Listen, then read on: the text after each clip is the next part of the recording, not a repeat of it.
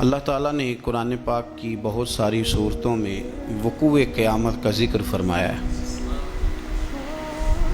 جس آدمی کا قیامت پر ایمان نہ ہو وہ آدمی مسلمان نہیں ہوتا۔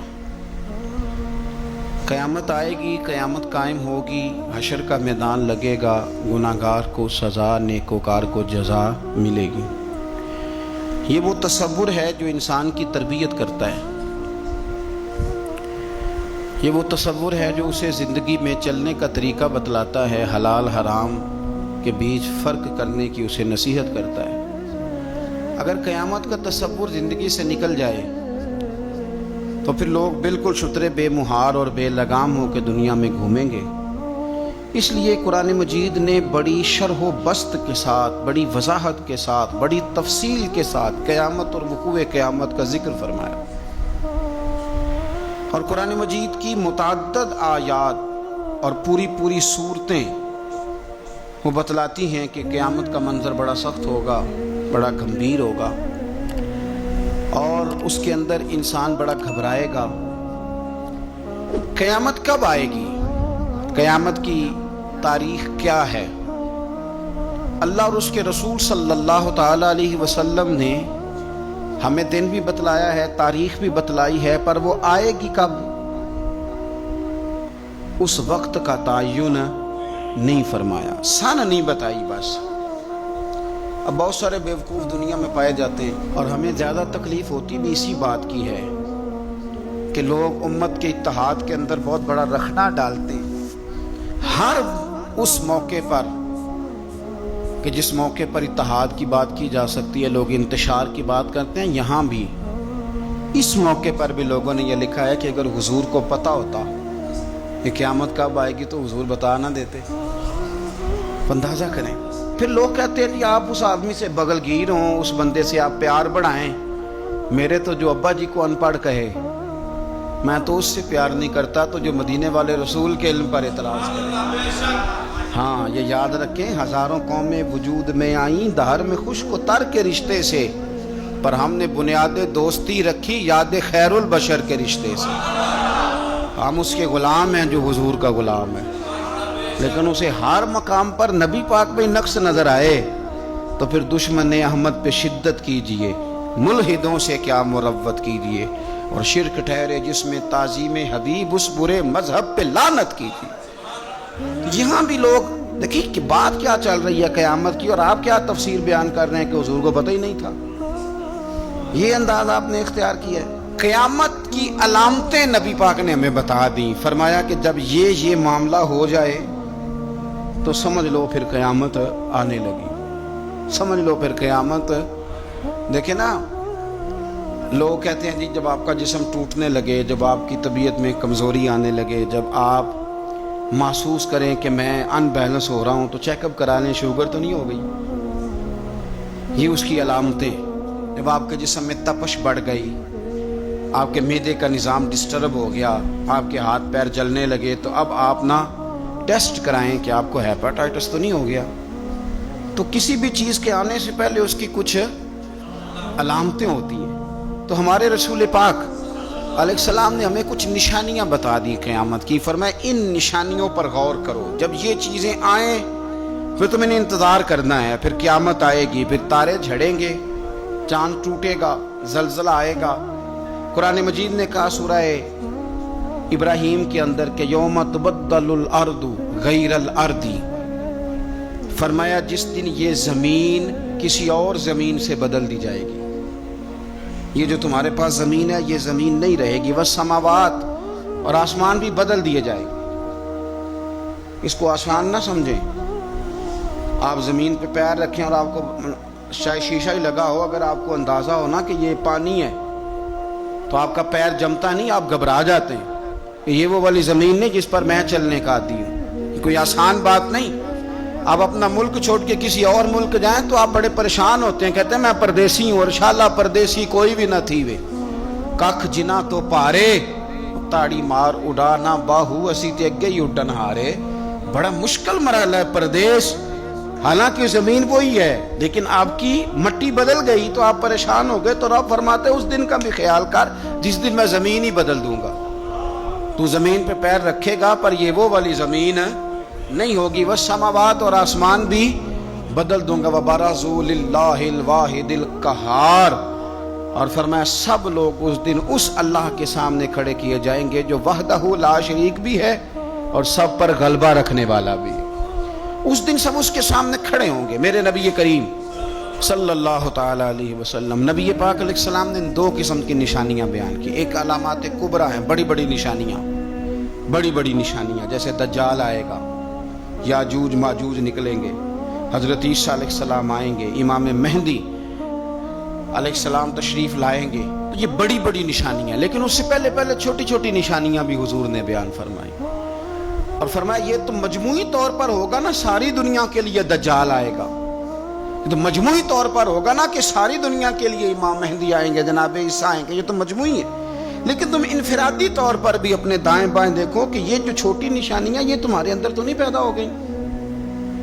بخاری مسلم میں حدیث ہے، حضرت سیدنا عمر فاروق رضی اللہ تعالیٰ عنہ حدیث کے راوی ہیں، تو نبی پاک صلی اللہ تعالیٰ علیہ وسلم سے کسی نے پوچھا کہ حضور قیامت کے بارے میں کچھ بتائیں، تو نبی پاک صلی اللہ علیہ وسلم نے فرمایا جب لونڈی اپنے مالک کو جنے، جب ماں اپنا آقا پیدا کرے تو سمجھ لو قیامت آنے والی ہے، پھر قریب آ گئی ہے۔ ماں جب اپنا آقا پیدا کرے، مانا کیا کہ جب بچے اتنے نافرمان ہو جائیں کہ ماں پہ حکم چلائے، اولاد ماں کو حکم سنائے، حکم، اماں زیادہ باتیں نہ کیا کر، اماں تو بھی تھوڑا صبر کر، حوصلہ کر۔ جب بچے ماں باپ کو باتیں سنائیں، حکم چلائیں، چونکہ بیٹا کماتا ہے تو وہ اپنے ابا جی کو کہتا ہے کہ ابا جی اب آپ ٹھہرے، آپ کو نہیں پتا، اب میرے ہاتھ میں سارا کچھ ہے۔ فرمایا جس دن تم یہ دیکھو کہ لونڈی نے آقا جنا ہے، ماں نے بیٹا نہیں پیدا کیا، اپنا سردار پیدا کر بیٹھی ہے، تو پھر تم اس دن یہ نہ کہنا بے سکونی ہو گئی، بدامنی ہو گئی، بلکہ اس دن سمجھ لینا کہ قیامت آنے لگی۔ بچے مسلط کریں، آپ یقین کریں بچے مسلط کرتے ہیں، بچے منوا لیتے ہیں اپنا آپ، بڑے نادان ہیں، اپنی جان پہ ظلم کرتے ہیں۔ اور میں نوجوانوں کو ایک بات عرض کروں، ماں باپ کی بات ماننے کا نام ان کی خدمت نہیں، ان کو خرچہ دینے کا نام خدمت نہیں، بلکہ پتہ ہے رسول کریم علیہ السلام نے کیا فرمایا؟ فرمایا رضا اللہ فی رضا الوالد، تو سمجھ جا کہ تیرا والد راضی کس بات میں ہوتا ہے۔ اگر تو اس بات کو پا گیا، تو اس کی رضا کو اگر پا گیا تو پھر تیرا اللہ بھی راضی ہو گیا۔ تو یہ غور کر کہ والد گرامی راضی کس بات، ان کی رضا، ماں کی رضا کی۔ یار دو یار بچوں سے چھوڑے جاتے ابے کے کہنے پر، دو دوست نہیں چھوڑے جاتے، والا ابا کہتے ہیں ان کے ساتھ نہ بیٹھا کر، کہتے ابا جی یہ تو اچھے بنے ہیں۔ اس کی رضا کو پا جا، اس کی طبیعت کو پرکھ، تو محسوس کر کے یہ راضی کس بات میں ہوتے ہیں۔ تو ماں باپ کی رضا میں راضی ہو جا، تیرا رب بھی تجھ سے راضی ہو جائے گا۔ تو حضور نے فرمایا جب تم دیکھو نا، جب تم دیکھو کہ لونڈی نے آقا جنا ہے تو پھر تم قیامت کا انتظار کرو۔ اور میرے رسول پاک علیہ السلام نے دوسری علامت بیان کی، یہ بخاری مسلم میں بھی ہے، مشکات کتاب الایمان میں بھی ہے۔ حضور صلی اللہ علیہ وسلم فرمانے لگے جب تم دیکھو کہ ننگے پاؤں، ننگے بدن والے محتاج لوگ، بکریاں چرانے والے، ننگے بدن والے، ننگے پیروں والے، یعنی جن کے پاس پہننے کو کپڑا نہیں تھا، پہننے کو جوتا نہیں تھا، بکریاں چرا کے گزارا کرتے تھے، وہ جب محلات پر فخر کرنے لگے، جو بڑی بڑی کوٹھیوں میں رہنے لگے، تو پھر سمجھ لو قیامت آ گئی ہے۔ رکشہ چلانے والے کا بیٹا جب وزیر بنے اور اسے پوچھا جائے کہ کروڑوں روپیہ کہاں سے آیا، تو وہ کہو میرے تو پرائز بانڈ ہی بڑے نکلے ہیں، میں جو بھی خریدتا تھا نکل آتا تھا، جو بھی خریدتا تھا نکل آتا تھا۔ جب خربوں پتی آدمی سے پوچھا جائے کہ اتنا پیسہ کدھر سے ہے، تو کہ بھینسیں رکھی تھی، وہ بھینسوں سے پرافٹ ہوا ہے۔ ہم اللہ کے فضل پر معاذ اللہ کسی قسم کا کلام نہیں کرتے، لیکن میرے رسول پاک علیہ السلام نے فرمایا کل تک جس کے پاس جوتا نہیں تھا، پہننے کو کپڑا نہیں تھا، جب وہ محلات پر فخر کرنے لگے اور یہ بتانا اس کے لیے مشکل ہو جائے کہ میری کروڑوں اربوں کی جائیداد کہاں سے آئی، قوم کو لوٹ کر جب لوگ بڑے بڑے محلات پر فخر کریں، تو حضور نے فرمایا پھر یہ نہ سمجھنا ہماری معیشت خراب ہو گئی، یا پھر انتظار کرنا پھر قیامت آئے گی۔ پھر تم نے قیامت کا انتظار کرنا ہے، قیامت آئے گی۔ حدیث سنیے نبی کریم صلی اللہ تعالی علیہ وسلم، یہ آپ نے علامتیں محسوس کرنی ہے، یہ بخاری مسلم کی حدیث ہے۔ ایک شخص نے نبی پاک صلی اللہ تعالی علیہ وسلم سے پوچھا کہ یا رسول اللہ صلی اللہ علیہ وسلم مجھے قیامت کے بارے میں کچھ بتائیں۔ حضرت ابو ہریرہ رضی اللہ تعالیٰ عنہ فرماتے ہیں کہ حضور پہلے ہی قیامت کے بارے میں گفتگو کر رہے تھے۔ اس نے پوچھا کہ یا رسول اللہ قیامت آخر آئے گی کب؟ اللہ کے حبیب علیہ السلام نے اس کو بھی بتایا، ایک تیسری علامت بیان کی۔ حضور فرمانے لگے جب امانت کو ضائع کیا جائے تو قیامت آ جائے گی۔ اب ذرا وضاحت دیکھیے میرے نبی کریم کی، جب امانت کو ضائع کیا جائے گا تو قیامت آ جائے گی، قیامت آئے گی۔ تو اس نے فوراً عرض کی حضور امانت کب ضائع کی جائے گی؟ حضور امانت کب ضائع کی جائے گی؟ تو نبی پاک صلی اللہ علیہ وسلم نے فرمایا جب امانت نااہل کے سپرد کر دی جائے، جب کرسی پہ وہ بندہ بٹھا دیا جائے جو اس کا اہل نہیں ہے تو قیامت آئے گی۔ جب کرسی پر نااہل آدمی بیٹھتا ہے، نااہل، تو پھر میرے نبی پاک نے فرمایا پھر قیامت آتی ہے۔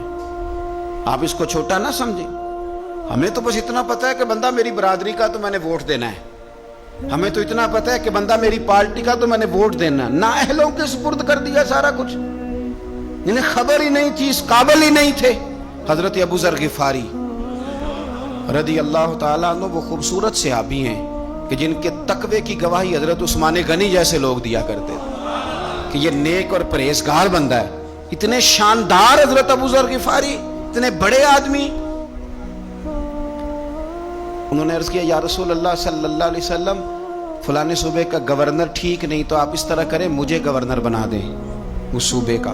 تو نبی پاک علیہ السلام نے فرمایا ابو ذر تو نیک آدمی ہے، تو نفیس آدمی ہے، تو اچھا آدمی ہے، تو پرہیزگار ہے، لیکن حضور علیہ السلام فرمانے لگے تو گورنری کے قابل نہیں، یہ ایک بہت بڑی امانت ہے، بہت بڑی ذمہ داری ہے، تو اس ذمہ داری کو اٹھانے کی طاقت نہیں رکھتا، اس قابل تو نہیں ہے۔ محبت اور چیز کا نام ہے، قابلیت یہ بھی ہو سکتا ہے کہ کوئی آدمی کسی چیز سے مخلص ہو لیکن اس کی قابلیت نہ رکھتا ہو۔ قابل آدمی کو آپ بٹھائیں گے، مخلص ہونا اور ہے، قابل ہونا۔ ایک آدمی آپ سے بڑا پیار کرتا ہے پر وہ ڈاکٹر نہیں، تو دوائی اس سے لیں گے کہ ڈاکٹر سے لیں گے؟